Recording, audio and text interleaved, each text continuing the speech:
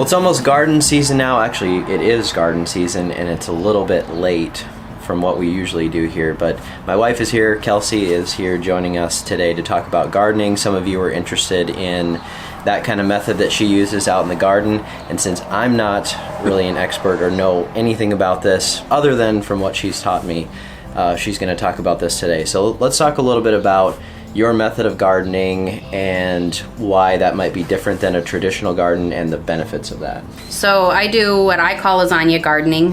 Could also be called sheet composting.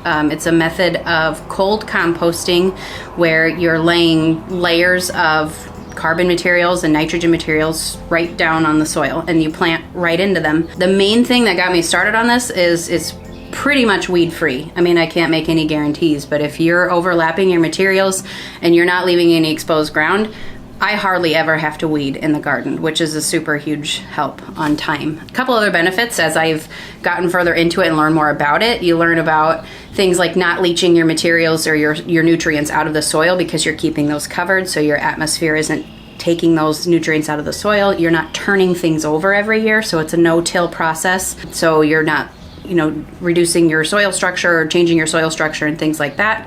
And then the other benefit too is it's a way to reuse materials that we have at home. Grass clippings, it's a really easy way to get rid of those. Kitchen scraps and things like that can go out to the garden. So it's kind of a nice way to dispose of those as well. Yeah, and if you're wanting to make a garden and maybe you have a lawn area and heaven forbid your spouse wants to take some of that for a garden, this is actually a method where you can do that without having to till everything up, and you can just take a section, which we've done over the years. The garden has gotten a little bit bigger and we've just taken a section and covered it, and we'll explain that going forward here too. But that's one other benefit, that you don't have to have a tiller to take out your soil and do all that. And you're really not going to battle weeds and grass coming back up. So if you have an area where you're turning the soil over, if that soil has not been turned over, it's been turf for a long time, there's probably seeds buried down, weed seeds buried down within that soil structure too. So once you turn those over, now you're fighting the weeds that are coming up from the newly oxygenated soil too. So you're not going to deal with those problems. You're just going to smother them with these materials, and then you can get right started planting. Okay, so this was a spot where I had a piece of cardboard there, but the weather kind of took care of that for me. So this is right on bare soil. If you're planting over grass, you're just going to lay your cardboard right over top. And there's one weed there because that hasn't been covered at all, basically. We're going to smother that guy though. So I'm overlapping with the cardboard that's already there. I'm going to get this piece down.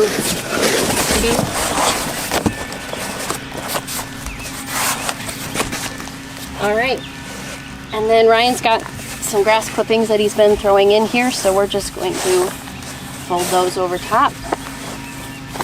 You want your layers about equal. So if you're putting down an inch of cardboard or an inch of paper, an inch of nitrogen material on top would be good. Nitrogen sources are going to be kitchen scraps and things like that. I'll need more grass clippings, right, to finish this, but we can do this section here. So this is kind of a compost method, but you were talking about it being cold compost versus like what people might know compost as, or they might do in their own house, but that's a hot method. Right. Traditionally, a compost pile gets really hot to the point where you can create things that are called hospital heaps. So if you have diseased plants or weed seeds and things that you want to kill, you put those in a hospital heap.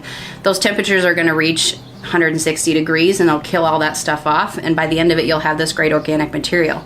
Well, you don't get the heat because your ingredients aren't quite correct for this composting method. So you're just layering a carbon material and a nitrogen material and letting things decompose naturally. So it takes longer than a hot composting method, but you're also not getting the heat that's going to kill off your existing plants, and that's the other thing too. You have to be careful if you don't put weed seeds out there. If you're doing kitchen scraps, don't put strawberry seeds or raspberry seeds or anything like that, because they will grow in here. This isn't going to kill those seeds off. Mm-hmm. But I am pretty surprised when I put grass clippings out there how fast things still do kind of break down. I mean, it's not as fast maybe as composting, but it still does break down fairly quickly. Like I can have a pretty big pile and you can start to see it move fairly quickly as well. And the color turn too. I mean, I love the color when we put down fresh clippings. It's nice and bright green, and within a day it's already, you know, those colors are seeping out and they're turning yellow, and I'm looking at it right now. On a bare garden, it's not necessarily the most attractive, but the benefits that it provides are really, truly worth it. Yep. If someone wanted to start this, when would be the ideal time? And if they already have a traditional garden, then what would be a way they could start this process faster than maybe waiting until a certain time of year? Okay, so ideally you're gonna do this in the wintertime. You're gonna get your layers down on top of your turf, because you can go right over your turf. So let's say when we started the extra section, as soon as I talked him into giving up a little bit more grass, we mowed the grass down. You basically scalp it off. You can put your carbon material right down. I use cardboard just because it's thick and readily available to us. And then top that with a nitrogen material and let it sit over the winter. That's your ideal time, because those materials can start decomposing then, and then you can be more ready to plant as soon as the springtime comes around. Now, if you're like me, you don't always plan that far ahead. It's kind of like, hey, we'd like to put a garden in this area and it's April and I want to do it now. You can do that too. You're going to go ahead and deal a little bit more with competing, your plants competing with the grassroots as the grassroots are dying and things like that. But you can go ahead and start in the springtime, plant right into it. If you're planting seeds, you're going to put a little bit of garden soil on top of, or compost mix on top of the composting materials, and then you can plant your seeds right on top of that as well, and they'll grow right through the materials, because what you're putting down is eventually going to turn into organic matter. So right on top of my final layer, I'm just going to throw down a layer of garden soil, and I just bought a bag of garden soil from the local store. And then I've got my marigold seeds. So these will go right into the soil right here. And we'll cover with a little bit more garden soil. So as these roots develop, then they'll just go into the organic material. But they'll at least have exposure to the warmth and the sunlight to get them started. Once the plants are established, the marigold seeds have sprouted and they're established enough, then the materials go around. So for example, we're going to keep planting a few more tomato plants here. I'm not going to put the next layer all the way up to the root system. We're going to put the next layer around it, so in the walkways between, or in the spaces between, and to kind of keep the soil covered. So the same thing would be here. I probably won't end up covering this spot, because I'm hoping that at least a handful of these come up, and then once they get thinned out, they'll mature and we'll just mulch around them with the next layers. So we're just going to cover these thin layer of soil and water and treat it just like you normally would if this were just garden soil. You want to keep your layers even. So for example, I'm going to lay down cardboard as my very first carbon material. You can use dried leaves, straw, bark, those kinds of things. Sawdust is another one, although use caution if you use sawdust, because sawdust needs to be combined with nitrogen when it's applied down, otherwise it will actually draw the nitrogen out of the soil. So those are all options if you have those materials available to you. And then a nitrogen source on top of that. So I use grass clippings, that's pretty much my standard. Vegetable peels, fruit peels, maybe some produce that's gone bad in the fridge, things again that you want to keep seeds out of. Coffee grounds are another option. So those are all going to be your nitrogen sources, and you lay down a layer of those on the top of them and just keep stacking. So then throughout the season I'll throw shredded paper down, and as Ryan has more clippings, we top with more clippings. But you want to keep those layers about an inch thick per source that you're using, and so that they kind of keep. And do you really building. need to change sources throughout the year, or can you just pretty much use the same things and keep going? Because we don't do a lot of change, really. I don't think. No, I've used the same materials for the last 7 years. I start the season with cardboard just because I have a wide space. I mean, our garden is 10 by 20, so when we collect boxes over the winter and things like that, I just lay those down because I have no plants in there, and that's pretty easy for me to do. and it covers a bigger area. So then we top with the clippings, and then it's easy for me to just shred paper and have strands of newspaper available. You can lay down thick pads of newspaper, that's fine too. Want to be careful that you're not doing glossy or colored inks because those can leach chemicals into the soil. So just your standard black and white newspaper. Those are the materials I've used for years. So I'm going to plant right into this. Because I'm doing a plant, I'm going to go right through the cardboard and into the soil. So we're just gonna cut out this hole. My tomato plant is a little tall, so I'm gonna trench that in. You can just fold back cardboard.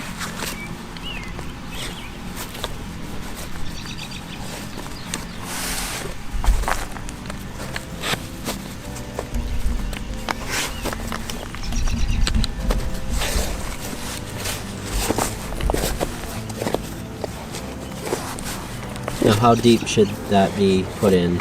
Well, with tomato plants, each plant's going to differ a little bit, but tomato plants, you can kind of see here, they have all these little hairs on them, and given the opportunity, all of those will turn into roots.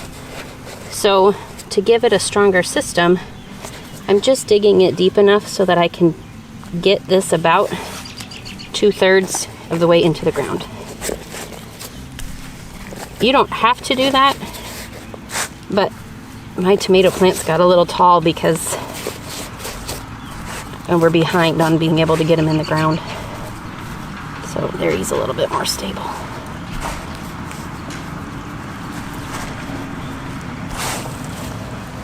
And that's it. We're going to plant right in there. Now, as the season goes on, I add more layers. So I'll add shredded paper around here, keeping kind of a drip line around the tomatoes so that you're allowing oxygen down to the root system. But I'll add shredded paper and then more nitrogen, and again keeping those layers even. So if you're going to add 1 inch of grass clippings, you add about 1 inch of paper, so that you keep the layers going. Once you have added 2 to 3 inches to the soil, you can kind of wait until things start to disintegrate and lower, and maybe a month into the season you're going to add a little bit more. So right here you can see some of the fruits of the labor already. When we planted these about a week ago, I have a cardboard layer kind of down deep under here with coverage of the clippings, and I just went along and I poked holes every 4 inches and put an onion bulb in there, and these are already starting to grow, and I've got a whole line growing. So it's pretty easy to just plant straight into these materials because they're going right down through the clippings layers into the soil beneath. If you have any questions, let me know. She will be answering the questions, and yeah, just let us know. Thanks so much for watching. We'll see you next time. Thanks, everyone.